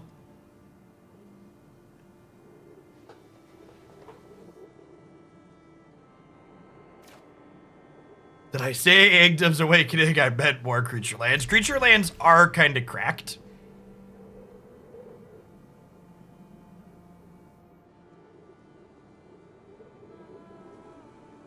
I might go back to doing the daily deck stuff.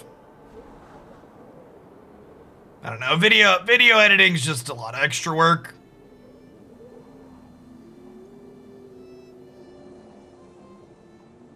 After doing it for 2 months, I don't know that I'm willing to keep doing it constantly for Magic stuff. 58 here, it's chilly, rough life.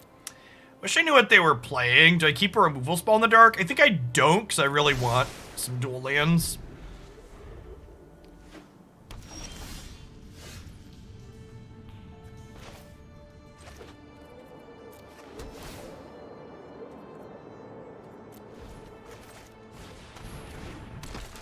It's 58 here, it's so chilly.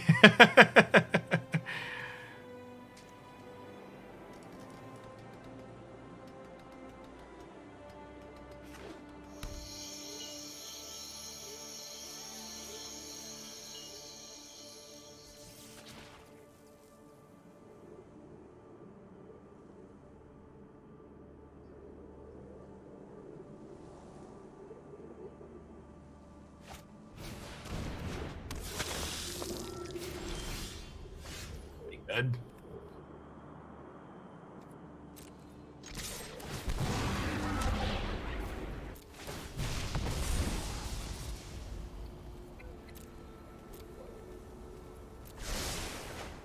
Bottom that, we're still looking for lands here. I think we go green source, untapped Innkeeper.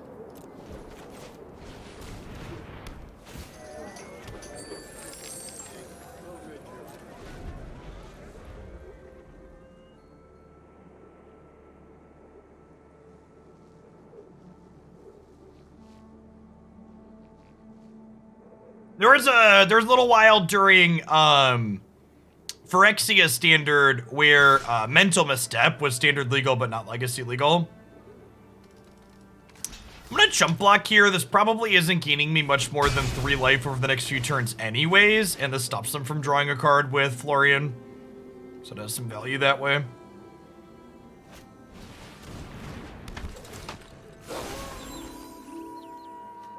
Trespasser their own. So they're more mid-range, less vampires with this play, I would assume.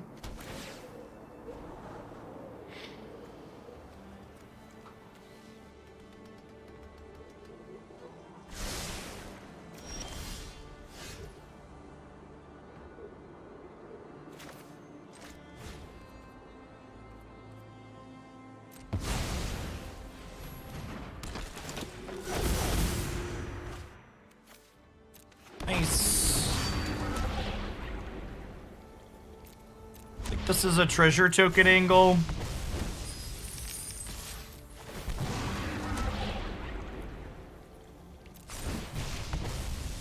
shrink this Storko so it doesn't have an attack next turn.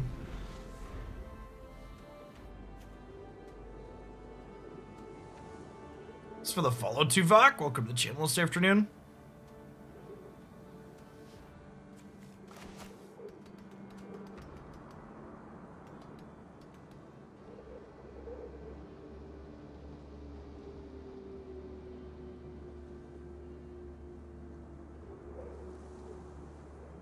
A little busted. I mean, it's very good. This was probably the biggest buff out of this. Honestly might be the biggest buff out of any buff they've done to alchemy cards so far.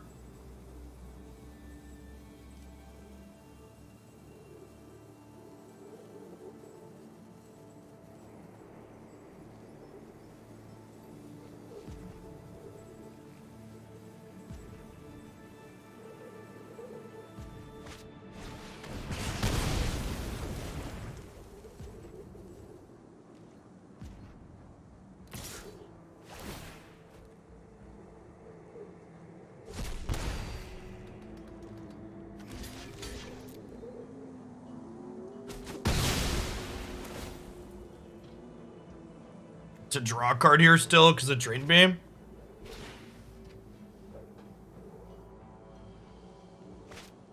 That's super lucky. And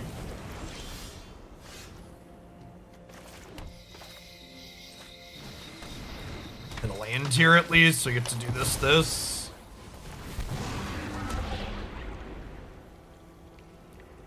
Make a wolf friend.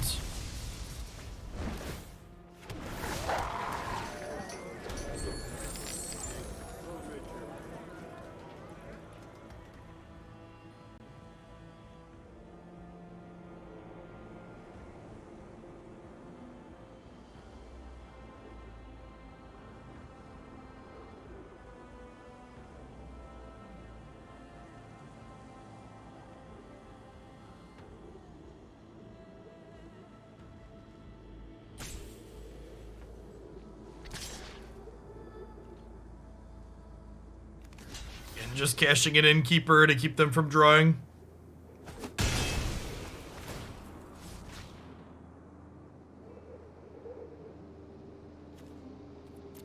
Think this is a Mad Mage angle next turn.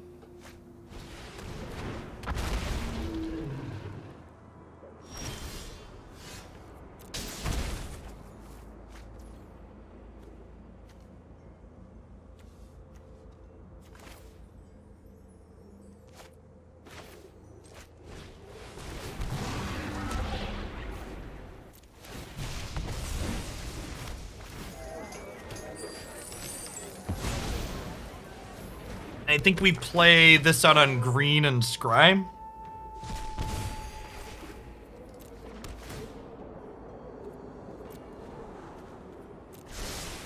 Get a removal spell for Town Razor.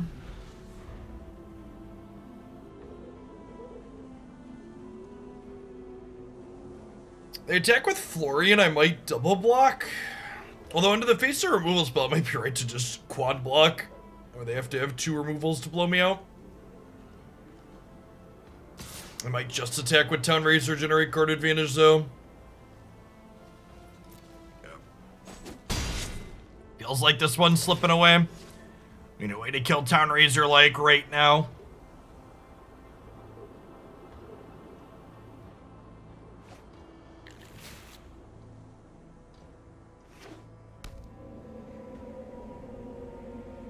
They probably should have pulled Town Razor's damage per turn down to 1. I think the card's still pretty playable if it only pokes you for 1 a turn.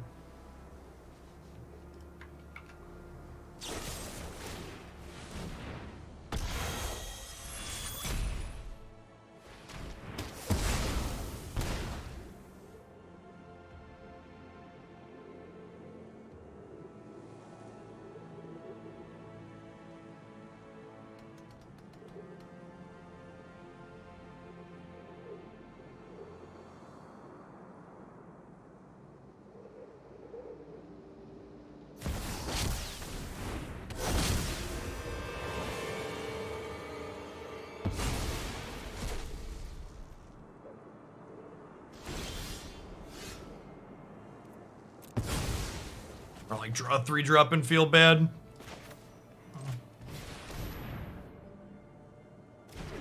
Think I have any hits that allow this to do anything? Definitely not either of those.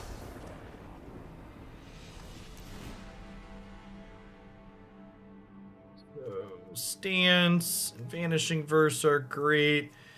There's a question of, do I want Power Word Kill to kill Florian? They also have Graveyard Trespasser. They're gonna have Bloodline Keeper too. I feel like there's a chance I want these Power Word Kills. Maybe we trim the Innkeepers. Well, if I'm cutting Innkeeper, I don't really have enough creatures for this, right?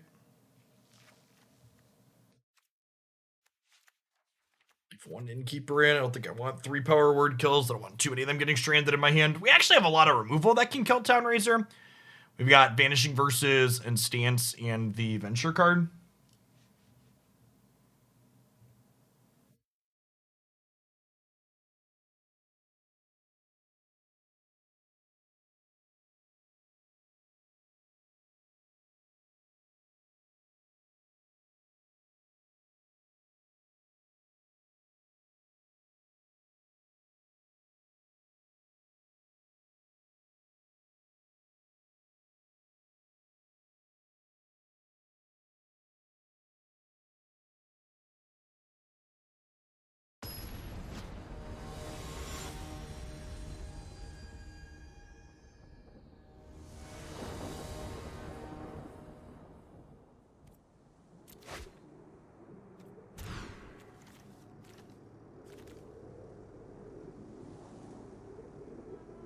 I mean, it's strictly better than it was previously.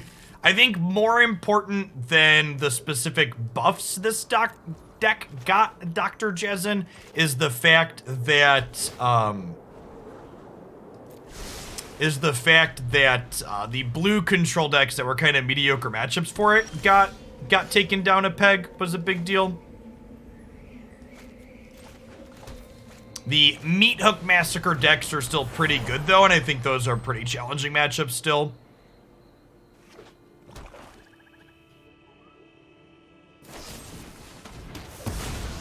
I agree with that conclusion, Timid. Green, so put this on white.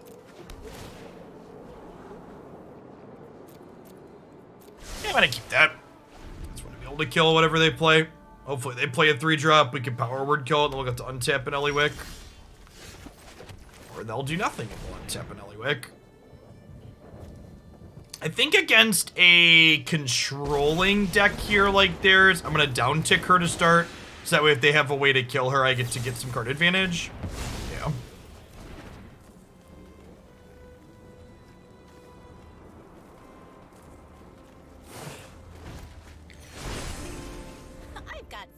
Everywhere.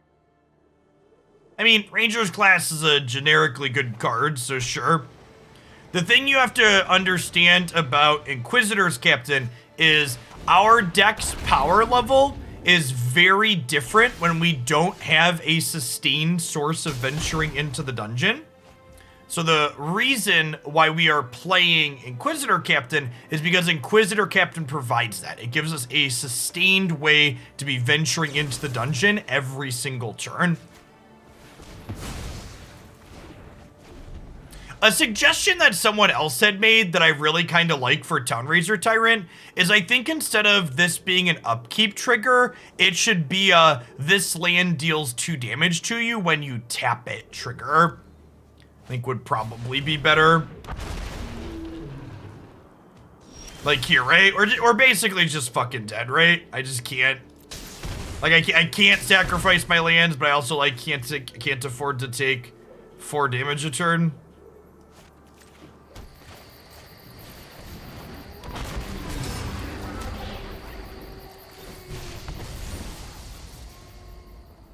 Yeah, they could change the timing on it.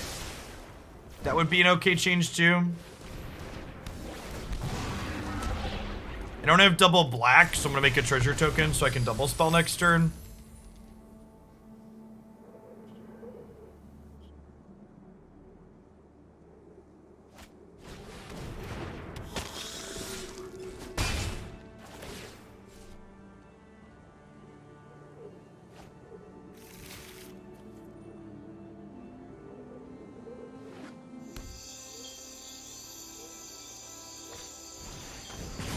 kill Nadaar. That's sad.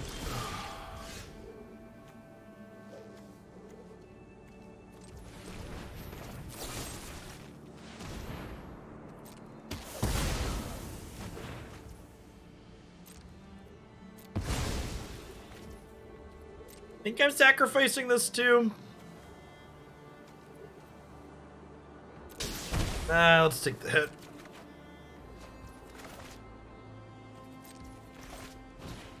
Need to sacrifice this treasure to do this, so I need to have this land in case I play a 4-drop.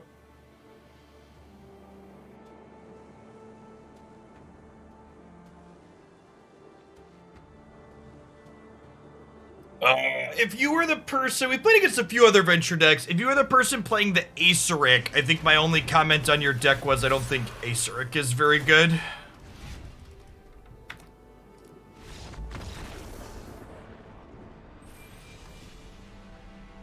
I think black-white in general is probably a core worth exploring, though. There's plenty of good cards you could fill in just those colors, I think.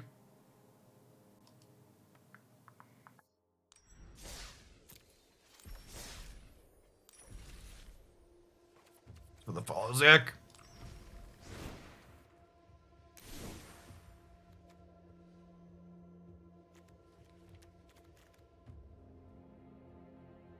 This deck is a lot of fun to play. It's always been a lot of fun to play. The blue control decks being pushed out of the format are definitely a huge boon for this. The werewolf decks tend to be close, interesting matchups where there's a lot of play on both sides, I think, although their nut draws kind of run us over. Our 3-color mid-range deck that's looking to play a lot of lands has a hard time with Townraiser Tyrant. Anytime anybody like turn 3 Townraisers us on the play, we mostly just die, and I don't really know that there's anything you could do to change that. We do at least have a window to kill the Fearsome Whelp before that happens, but early Townraiser just puts too much pressure on our colors and our lands overall, so yeah. I do think the biggest challenge for this archetype is definitely the Hook Massacre decks. We played against a couple of Hook decks, so I think you definitely classify as more controlling decks. And the games where they draw Hook, we tend to lose, but the games where they don't, we can grind them out. So if they find their best card, we're behind. If they don't, we're ahead. I think it's probably an accurate summary.